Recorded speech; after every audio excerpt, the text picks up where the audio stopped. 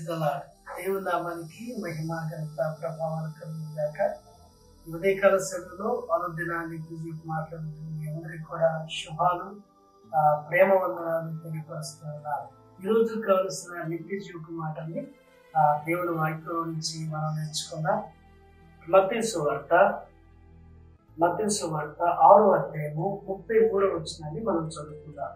కాబట్టి మీరు ఆయన రాజ్యమును నీతిని మొదట వెతుకుడి, అప్పుడు అవన్నీ మీకు అనుగ్రహించబడదు. రేపటి గురించి చింతించుకుని రేపటి దినము దాని సంగతుల గురించి చింతించు.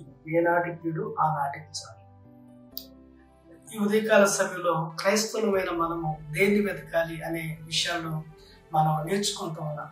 కాబట్టి గుర్తుపెట్టుకుందాం, నీవు నేను దేవుణ్ణి వెతికే వారిగా ఉండాలని మనం వింటూ వచ్చాం. యోహాను మరి ఆయన శిష్యులు, ఆయనతో పాటు ఉన్న పేతురు, ఆంద్రియ, అదేవిధంగా నతానీయులు, వాళ్ళు దేవుని వెతుకుతూ వచ్చారు. దేవుడు వారికి ప్రత్యక్షమవుతూ వచ్చాడు.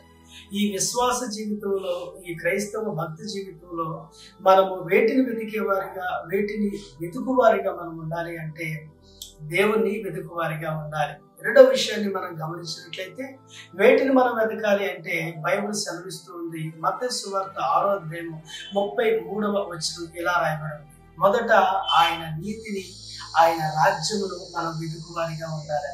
యేసుక్రీస్తు ప్రభువారు కొండ మీద ఆయన మాట్లాడుతూ వచ్చిన ఆ ప్రసంగంలో చివరి మాటలుగా వీటిని మనం చూడగలం. ఈ చివరి మాటల్లో ఆయన చాలా విషయాలు వాళ్ళకి చెప్తూ, పొందుపరిచి వాళ్ళతో చెప్తూ, మాట్లాడుతూ మీరు దేనిని వెతకాలో చెప్తూ వచ్చాడు. దేనిని వెతకకూడదు కూడా యేసు ప్రభువారు చెప్తూ వచ్చాడు. ఆయన ఏమి వెతకూడదు అనుకున్నాడయ్యా అంటే, ఏమి వెతకకూడదని వారితో చెప్తూ వచ్చాడంటే మత్తయి సువార్త 6వ అధ్యాయం 19వ వచనం అంటే, ఆ భూమి మీద మీ కొరకు ధనము సమకూర్చుకునవద్దు, ఇక్కడ చెమటయు తుప్పును తినివేయడు, దొంగలు కన్న వేసి దొంగిలించారు. దేవుని రాజ్యాన్ని ఎవరైతే వెతుకుతారో, దేవుని నీతిని ఎవరైతే వెతుకుతారో, దేవుని రాజ్య స్థాపన కొరకు ఎవరైతే పనిచేస్తారో, దేవుని రాజ్య విస్తరణ కొరకు ఎవరైతే పనిచేస్తారో వాళ్ళు ధనాన్ని వెతకరు అనే విషయాన్ని మనం గుర్తుపెట్టుకోవాలి. నువ్వు దేవుని రాజ్యంలో చేర్చబడిన బిడ్డవైతే, నువ్వు దేవుని నీతిని కలిగిన బిడ్డవైతే నీ జీవితంలో నీవు ధనాన్ని వెంబడించావు. అందుకే ప్రభు అన్నాడు, ఎవరు కూడా ఇద్దరు యజమానులకి దాసులుగా ఉండలేరు. ఒకవేళ ఇద్దరు యజమానులకి దాసులుగా ఉంటే ఒక యజమానిని ప్రేమించను, ఒక యజమానిని ద్వేషించను. కాబట్టి నేను సిరికి దేవునికి ఎన్నటికీ దాసులుగా ఉండలేను. నేను దేవుని రాజ్యం గురించి చెప్పొచ్చు, దేవుని వాక్యం చెప్పొచ్చు, దేవుని లేఖనాలు స్పష్టంగా వివరించి చెప్పొచ్చు. ఒకవేళ నేను దేవుని రాజ్య వ్యాప్తిని వెతకక, దేవుని రాజ్య వ్యాప్తి కొరకు పనిచేయక నేను ధనాన్ని వెతుకువారిగా ఉంటే తప్పనిసరిగా దేవుని రాజ్యాన్ని నేను కోల్పోతాను. అందుకే ప్రభు ఇంకో మాట అంటూ వచ్చాడు, నీ దేహమునకు దీపం కలిగి గనుక నీ కన్ను తేటగా ఉండిని ఎడగా అంటూ వచ్చాడు.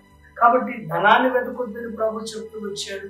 నీ కన్ను ఏది ఆశించిందో, నీ కన్ను ఏది కోరుకుందో, నీ కన్ను ఏది ఇష్టపడిందో దాన్ని మనము వెతకకూడదు.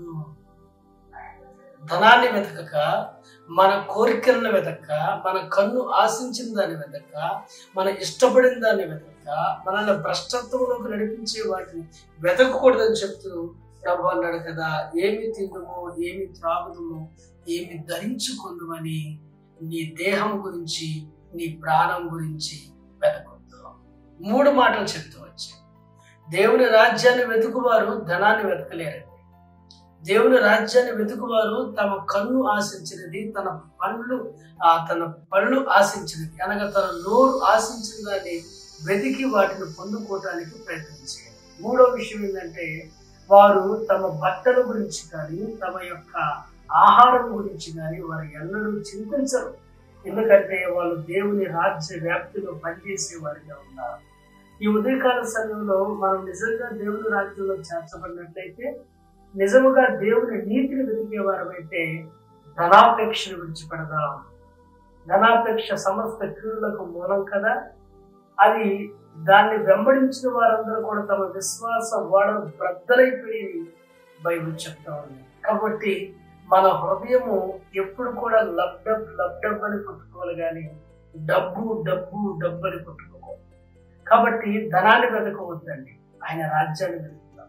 మన కన్ను, మన పనులు, లేకపోతే మన శరీరము దేన్ని ఆశించిందో దాన్ని వెతకవద్దండి. దేవుని రాజ్యాన్ని వెతుకుతాం.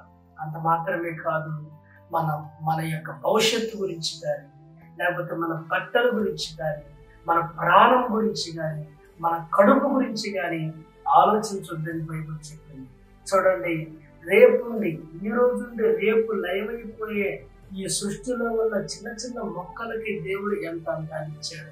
ఆకాశ పక్షులు చూడండి, అవి విత్తవు, పోయవు, కొట్లలో కూర్చుకొనవు, కానీ అవి సమృద్ధిన ఆహారాన్ని భుజిస్తూ ఉన్నాయి. కాబట్టి నీ పొట్ట గురించి, నీ బట్ట గురించి నువ్వు ఆలోచించాల్సిన పని లేదు. నువ్వు ఆలోచించవలసింది, నువ్వు వెతకవలసింది ఆయన నీతిని, ఆయన రాజ్యాన్ని. మనం వెతుకువారిగా ఉంటే తప్పనిసరిగా ఆశీర్వాదాన్ని మనం అనుభవించగలం. కాబట్టి దేవుని వెతుకుదాం, దేవుని నీతిని, దేవుని రాజ్యాన్ని వెతుకుదాం.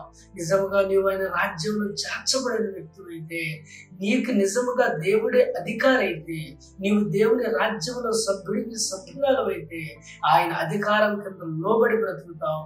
ఆయన అధికారం కింద ఉన్న నీవు ధనాన్ని వెతకము, లోకాన్ని వెతకము, సుఖభోగాలు వెతకము, పాపాన్ని వెతకము. మన కన్ను ఆశించినది మనం వెతకక దేవుని నీతిని, రాజ్యాన్ని వెతకండి. ఆయన తప్పనిసరిగా మనం పోషిస్తాడు. దేవుని మాటలు దీవించి ఆశీర్వదించుకుంటాడు.